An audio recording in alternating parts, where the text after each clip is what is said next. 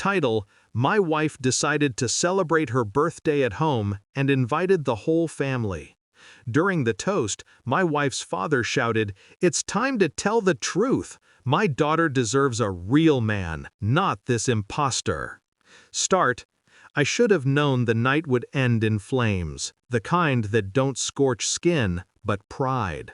Her whole family crowded into our living room, lifting glasses as if they hadn't spent the last year slowly dismantling the life I thought I'd built. I stood by the fireplace, careful, quiet, watching reflections twist against the glass. The air felt rehearsed. Too many glances, too many smiles with sealed lips. Then her father lifted his glass, and the room froze. "It's time to tell the truth," he barked. "My daughter deserves a real man, not this impostor."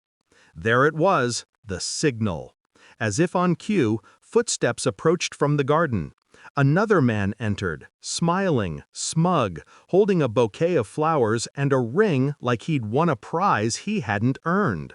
My wife's lips curled into the kind of smile she used to save for me. I smiled back.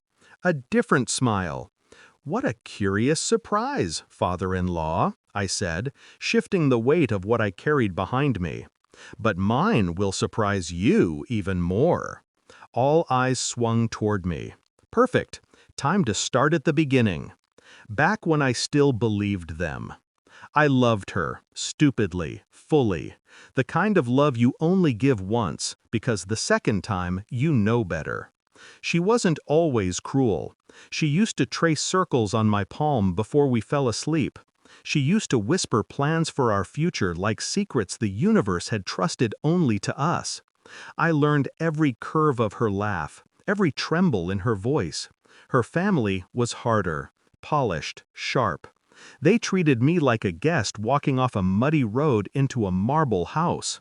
I tried anyway. Tried to belong, tried to earn their approval, blind to what they were building behind my back. But betrayal always leaves a scent if you listen closely enough. The first crack appeared 3 months ago. Her phone buzzed at 2 a.m. She slept beside me, peaceful, but her screen lit the room. A name I didn't recognize. A thread of messages I did. "Miss you. Soon. He won't suspect." The ground shifted under me, but my expression didn't. I learned long ago, when the knife is already in your back, you don't pull it out, you push it in deeper until you can use it. I memorized every detail, every lie she whispered in the mornings, every odd schedule change, every whispered call in the hallway. Pain became clarity. Clarity became planning, and planning became art. I didn't confront her. That would have ruined everything. Instead, I turned the house into a quiet archive. I logged phone calls, captured messages, recorded conversations when she forgot I was in the next room. I followed the financial breadcrumbs, small, stupid mistakes most cheaters make. A hotel charge, a gift delivered to an address not ours. And then I found something better. A message from her father to the other man. "We'll make him look unstable. Push him out. She divorces, marries you, and the company shares transfer smoothly."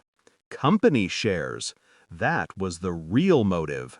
They wanted the business I built, stone by stone, year by year, while they smiled in my face. So I created my own plan. I visited my lawyer, adjusted documents, shifted ownership, secured accounts, prepared evidence, quietly filed motions they wouldn't understand until too late. And then the masterstroke. I found the other man's real story, the one he hid, the debt, the fraud, the 2 pending investigations, the charming smile masking rot. I packaged everything neatly into a single folder and kept it for this exact moment.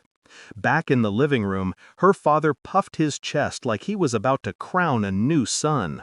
The other man stepped forward, presenting the ring like I was already gone. My wife reached for it, and I laughed softly.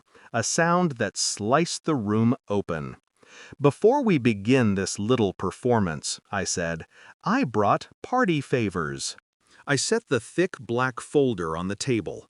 Every conversation stopped dead. Her father frowned. "What is this?" "The truth," I said, "since you're so eager to share it." I opened the folder. The first page showed her messages, printed, highlighted.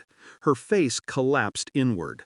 The next page, hotel receipts, photos, dates. She stepped back like the papers were fire. Then came the financial scheming, documents linking her father to the plan to push me out of my own company. He paled. And finally, the finale, the background report on the man still holding the ring, his hand trembling now. Fraud, debts, investigations. A soft gasp rippled through the room. I took my time looking at each of them, calm, steady, vengeful. "You wanted a public revelation," I said. "You're getting one." Her father lunged for the papers. I stepped aside.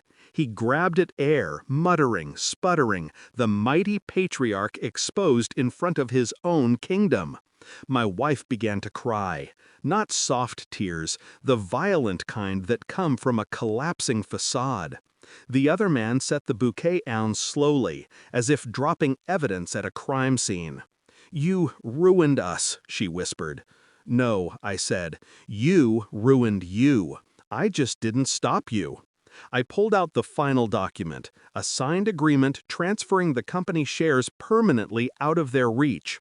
Already filed, already approved. Her father's knees almost buckled. "And one more thing," I added. "You'll all be receiving notices soon, legal ones. I've documented everything." Silence pressed into the room like a weight. Then I walked to the door. As I stepped outside, the night air felt clean for the first time in months. They had taken my trust, my peace, my marriage. But I had taken everything they valued more. I didn't look back. People who betray you deserve only one gift, the sound of the door closing behind you. And I gave it to them without regret.